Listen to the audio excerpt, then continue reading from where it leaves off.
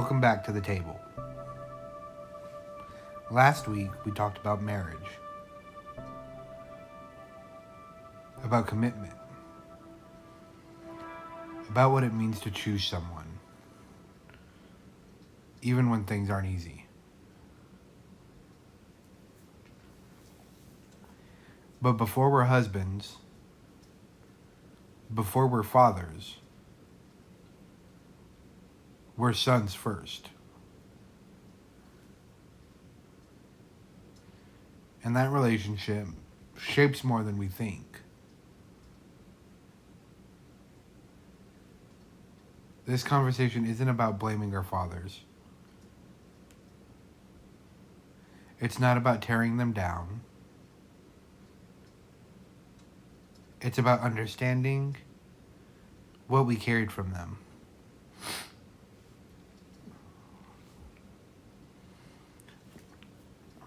Because a lot of men grow up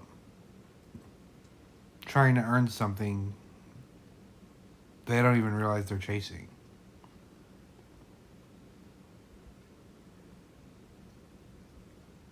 Approval,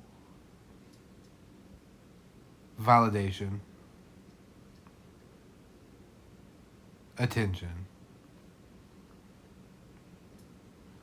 And for some of us, that chasing doesn't stop when we get older. So today, we're talking about that. What it looks like to spend years trying to prove yourself to someone who may not ever give you what you want and what you're looking for.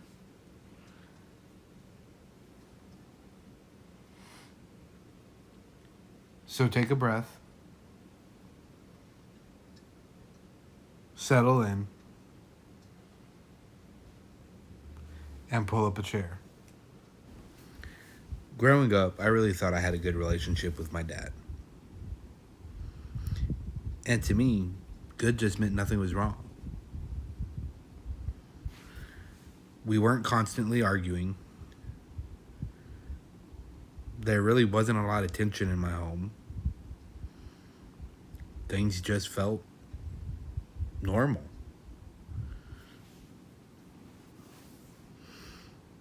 And when you're a kid, that's all you really go off of. You're not sitting there analyzing your relationship. You're not asking yourself if it's actually strong or healthy.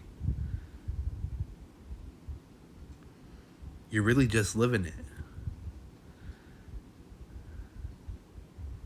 So if nothing feels obviously broken, you just assume everything is fine.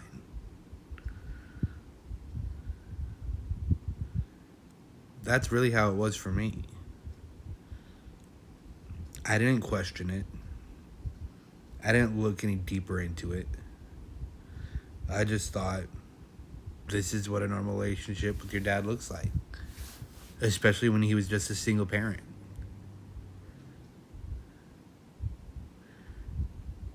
But as I got older, I started noticing things. Small things at first. But then the bigger things became a little more obvious to me. Moments that didn't really stand out at the time.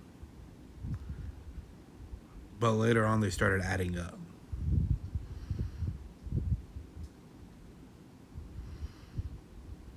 And the bigger the moments were, the more it didn't just hit me in the moment.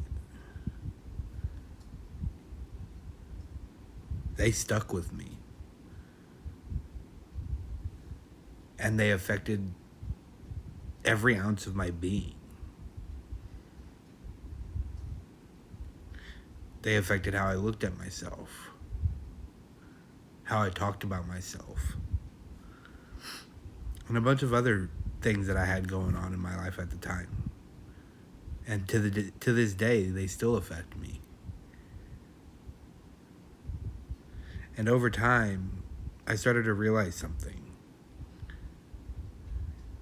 We really weren't as close as I thought we were. And this is something that I didn't realize for a very, very long time. It wasn't something that was obvious. It wasn't like something big happened and I woke up one day and saw it all clearly that I wasn't close to him. It was gradual. It took lots of time before I realized that we weren't as close as I thought we were. Or as close as my mind said we were.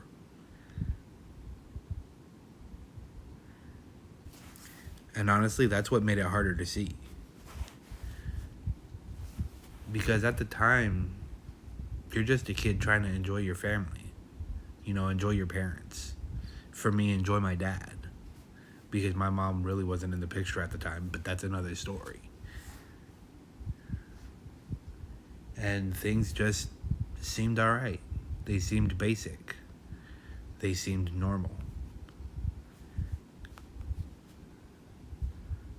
But life goes on, and as you grow older and become a family man yourself, you realize that things weren't the same. Things weren't as good as you thought they were. That's the big picture. That's what we don't want for our children.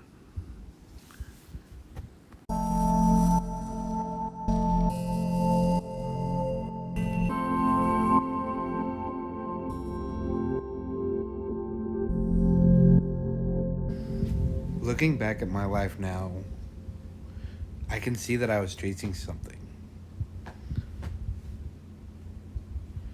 I felt like I had to earn his attention, earn his approval, earn his validation.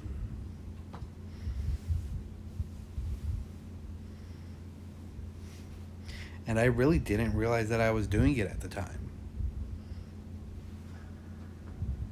It was something that just became normal, that became part of my routine.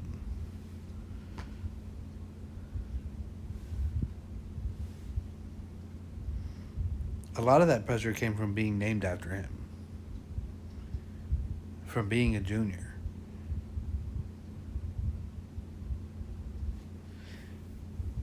It felt like I had something to live up to.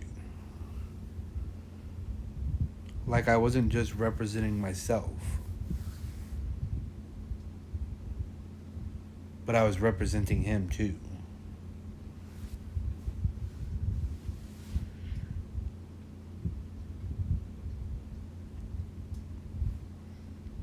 And when you carry that, it changes how you move.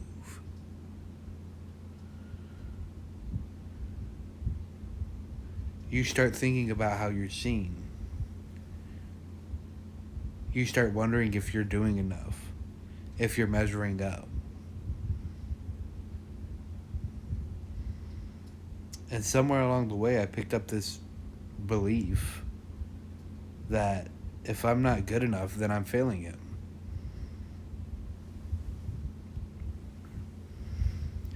And that's not something you just think once. That's something that sticks. It's something that shoots into your mind every time that you make a mistake, or you make a bad decision, or you fail at something that you're trying to do in life. It follows you into how you act, how you carry yourself, how you see yourself, and how you think about yourself.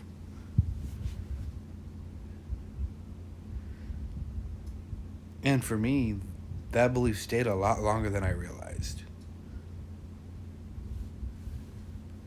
It's something that to this day I have had the thought of. Now I've gotten better about it, but that thought is still there. That voice is still whispering in my ear saying, you don't have your own name. You have to represent what he was, or what he is. You don't get to make a name for yourself. And that's something that really started from one big moment in my life. And it was when I started high school. When I got into high school, I wanted to play football. That was the year that I really fell in love with the game. And honestly, I still love it to this day. And the thing that made me love football the most is I remember watching the national championship that year, obviously early in the year. And it was the Texas Longhorns versus the USC Trojans. And it was just one of those games that sticks with you for a lifetime. And that was the game that really brought me closer to the game of football.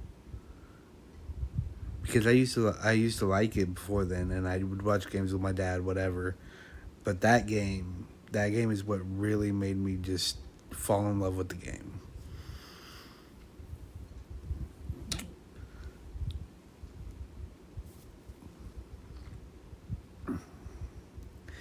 Then once I got into high school, I was around the game via being an athletic trainer, and it was just the environment was something that was unreal for me.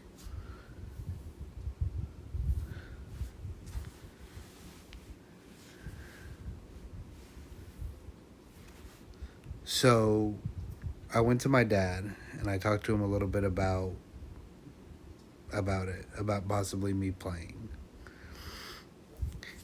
And I remember the conversation clearly.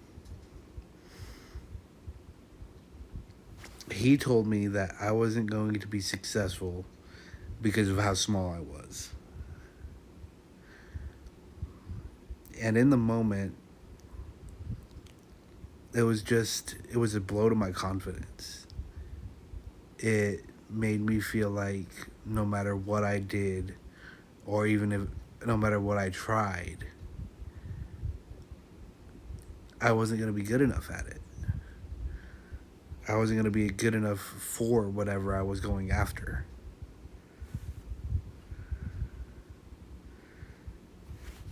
And at that time, I really didn't question it. I didn't fight for it. I didn't go after it. I just took it as it was.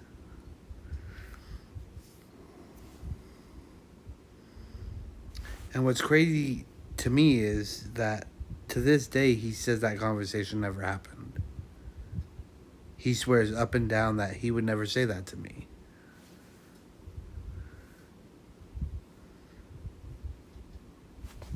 But I remember it. Then I went to the coaches and they told me the same thing. They told me I was too small, both by my height and by my physicality. I was just a small kid. They didn't even want to give me a chance. And that really reinforced my feeling of I was never going to be good enough. And I started to hear it from multiple people, so I just assumed it was true. I took it as that was the reality of everything that I was living in.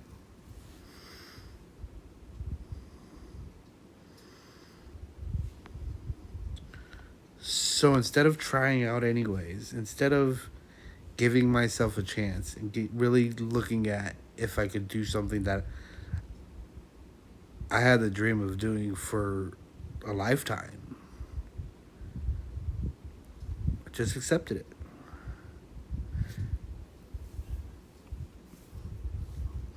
I just accepted that everyone was right and there was zero chance that I was going to be good at something that I really truly believed I'd be good at. And looking back now, that's really the part that bothers me the most. And it's not what they said that bothers me. That doesn't bother me. People can say that to me until they're blue in the face. But my reaction to those comments is what bothers me. The fact that I just said, okay, and gave up. And moved on with my life. So I didn't try out. I didn't bother. I didn't push back. I didn't take the chance. I didn't believe in myself. I just let it go. Let it fade into the background. And it's as if I really didn't truly want it. The good thing about this whole situation is that I found another way to stay close to the game. I became an athletic trainer. So I stayed close to the game I loved without ever actually stepping onto the field as a player. And I loved it. I mean, I was still part of the environment. I was still there for the heartbreaks. I was still there for the playoff losses. I was there for 4 years of awesomeness. And that's just the easiest way I could put it. I loved the friends that I made. I loved being around the sport. But I never got my chance to play. And I mean, at the time I just told myself it was enough. It was good enough to just be there.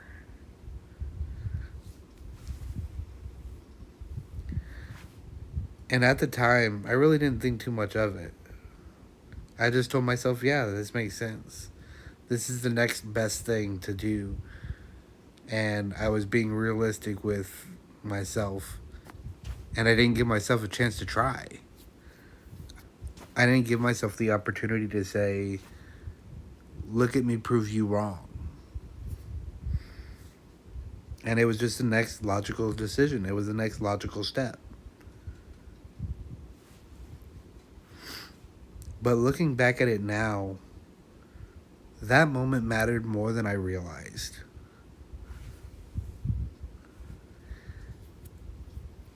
And the reason why it affected me more is because it wasn't just about football. It was really the first time I believed that maybe I'm really not good enough.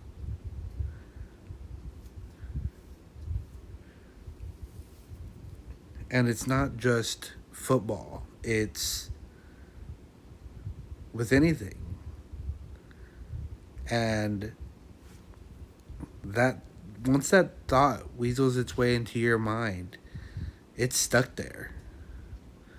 It takes a lot to get it gone. And it doesn't just stay in one place. It doesn't affect just one place. And it didn't stay in high school. It followed me. Even after I graduated, I planned on going to school to become an athletic trainer for a professional football team or basketball team or whatever. And that path just faded out.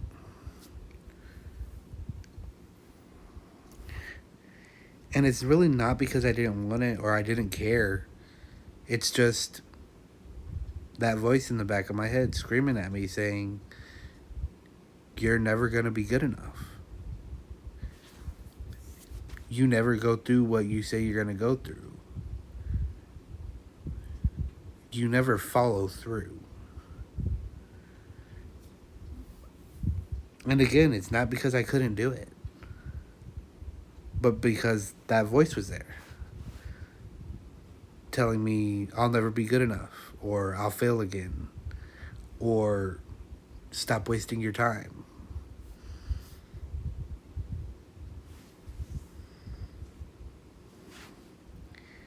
And looking back at everything now, this moment affected everything for me. And it had affected me a lot more than I realized.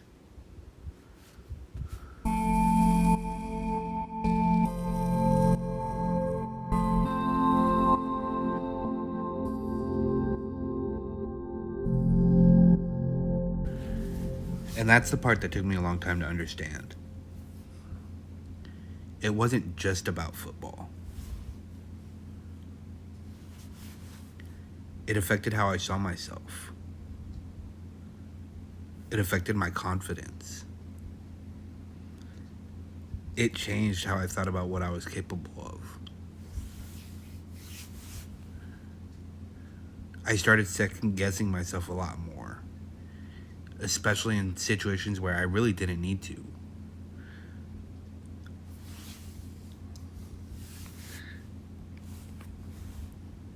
It showed up as me not going after the girl that I wanted, or me not going after the job promotion that I wanted, or me accepting that I wouldn't be promoted because of whatever bogus reason that the people above me would give me. It's something that just became a natural part of my life to accept that things weren't going to happen the way that I wanted them to.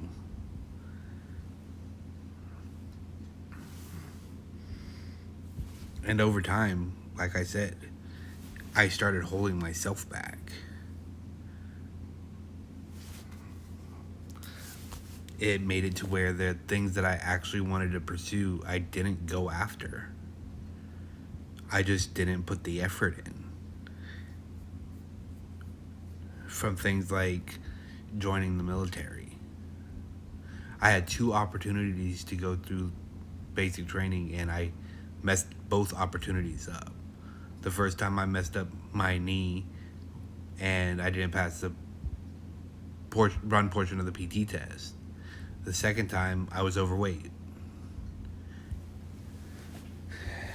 I also have a couple opportunities where I was writing a book, and I loved writing. It's something that when I was in school, my teachers loved about me, because my books, not my books, my essays and my projects were ridiculously good.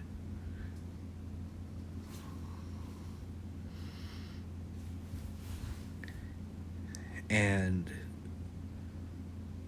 this didn't just affect the way that things that I wanted to do, but from opportunities in general.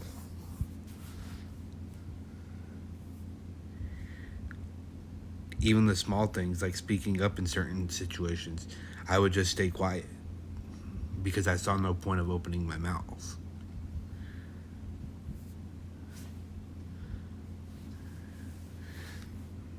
There are times where I would have an opportunity to grow at a job and they would tell me no because of some reason, whatever reason you can think of. Like, for example, I was trying to become a GM at Taco Bell, and they said that I didn't have the people part of the business down. And what that looked like to these people that were above me was basically rolling over and accepting what other people did at the company that they weren't supposed to do, and just allowing things not to be run the way they were supposed to be ran. They said that I had the business portion down because I was a pro with the business stuff. I could run a store with my eyes closed, but they said that I didn't have the people part down. And that's because when I enforced the rules, people threw a fit about it because they didn't want to do what they were supposed to do.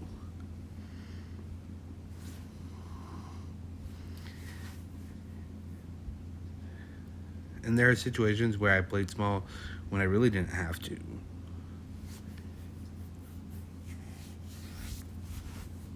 Like going after a girl that I wanted. I'm lucky that I found my wife. I don't know how I managed to gain her as the person that I'm going to live with for the rest of my life, and more than likely die with once we hit that age. But everything traced back to the same belief in the back of my mind. I'm never going to be good enough.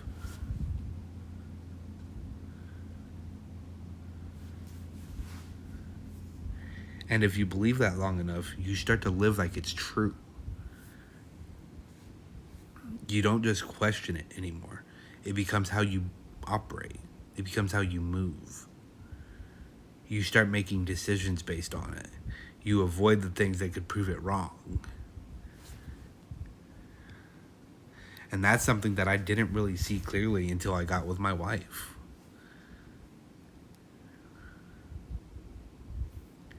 My wife started pointing out things that I never questioned. Things that I thought were normal, but they weren't. Such as my dad's favoritism to my brothers. And I know he's going to deny that he ever had favoritism towards them. But the reality is that's how it was. And it was clear. And these things were really hard for me to hear at first because it forced me to look at my dad differently. It forced me to look at my relationship differently. And I've talked to my dad about it. I've had conversations with him and with my stepmom about it, and they both denied that the conversation ever happened. But I could still see it. Not just in how they treated me, but in how they interacted with my brothers as well.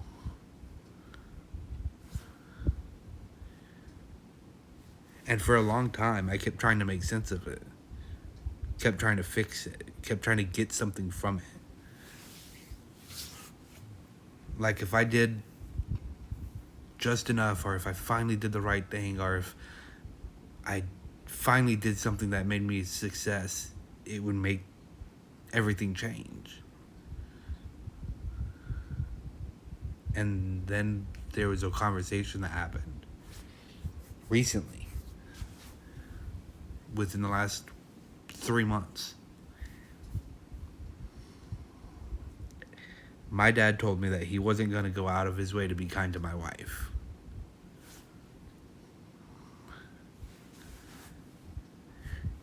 And it was this exact moment that something clicked. It wasn't anger. It wasn't frustration. It was just clarity. It was something in me that said, okay, now I'm done. It was the moment that I said, I'm not going to tolerate this anymore. I'm not going to tolerate my wife being pushed out at family events. I'm not going to allow my wife to be singled out and left out and ignored and mistreated to where my kids see it. And it was just my moment of saying, you know what? I'm done pushing for his acceptance. I'm done looking for clarity for why he doesn't view me the same as he views my brothers. And I realized that I was never going to get what I was chasing. And that's when I said to myself, I'm done. I'm over trying to prove myself to somebody that doesn't want to see that proof and change. Because I could be doing everything right and it still wouldn't be enough. And that's the problem. But here's the thing. Just because you realize it doesn't mean it disappears overnight. I still have that voice in the back of my head. I think it every time I record an episode for the podcast. That I'm not going to be good enough. That this isn't going to be successful. That this is going to be viewed as something that I tried and gave up on quickly.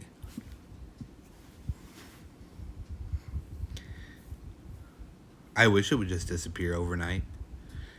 That would be the easy thing. But that's not how life works. Because I've spent most of my adult life trying to prove that I'm good enough. Trying to prove that I'm a good man, a good father, a good son. Just trying to prove that I measure up. Just trying to prove that I'm good enough to have his name.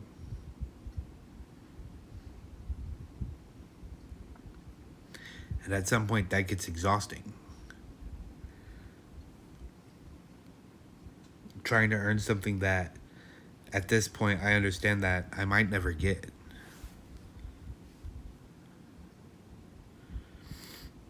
And that's a hard truth to sit with. That your father may never fully see you the way you want him to.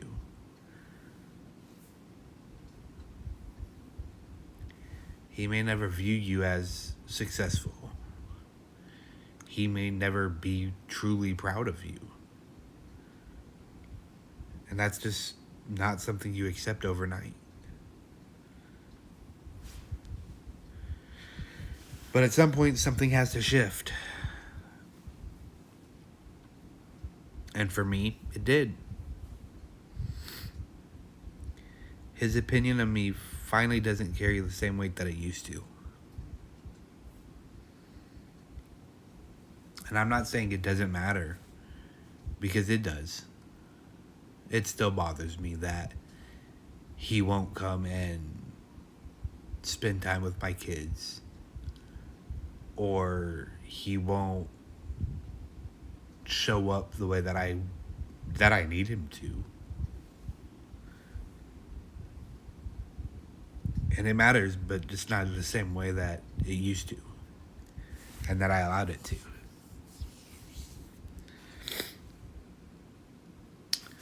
I've realized that what I think about myself matters more.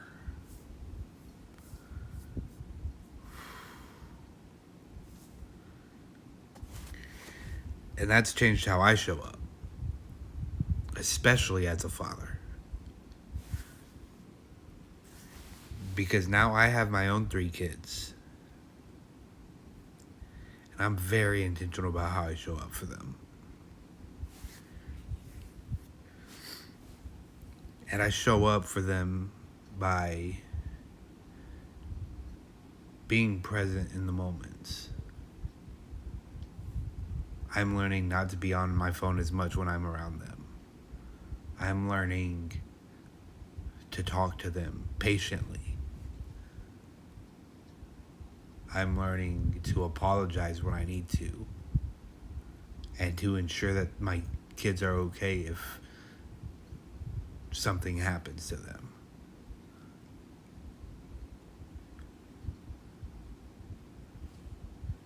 And I show up for their sports. I show up for coaching my boys in the very game that I never got the chance to play. And it's my proudest moments as a dad. To be able to say, I'm there for my kids in the moments that matter most.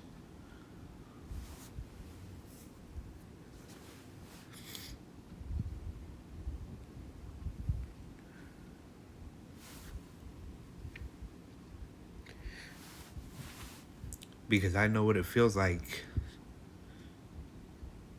to question my father's love.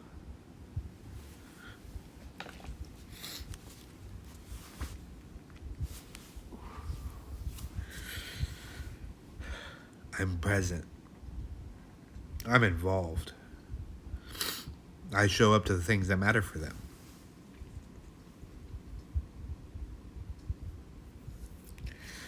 I talk to them. I listen to them. And most importantly, I make sure they know they don't have to earn my approval.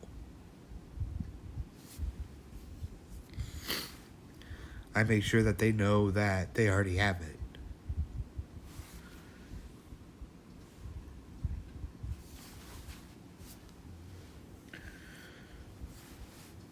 Because I don't want them growing up chasing something from me that I should have given freely. I don't want them to be chasing my approval or my love or anything else that I should be giving to them. That's not something I want to pass down to them.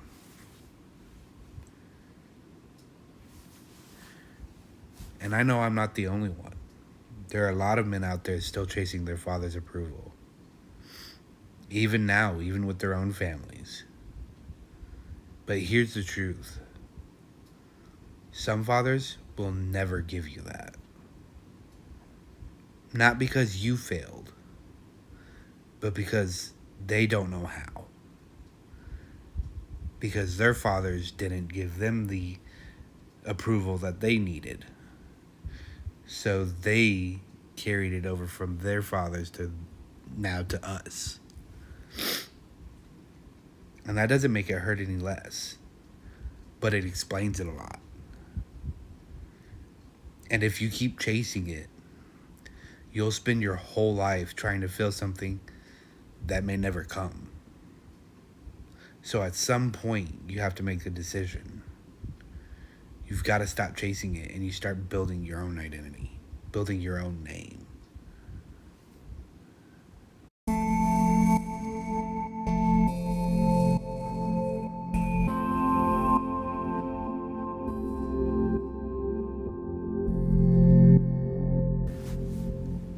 If you're listening to this and you feel like you're still chasing that approval, ask yourself something.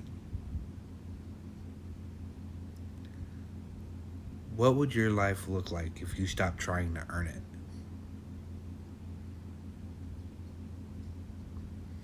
Not out of anger, not out of resentment, but out of acceptance.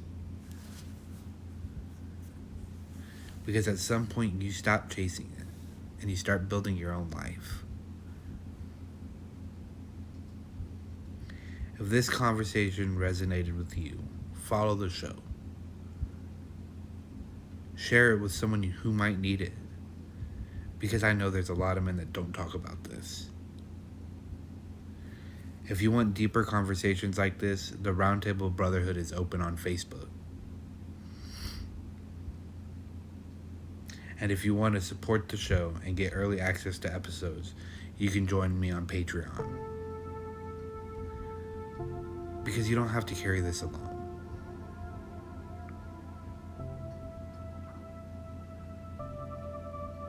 Thanks for pulling up a chair. I'll see you next time at the Roundtable for Men.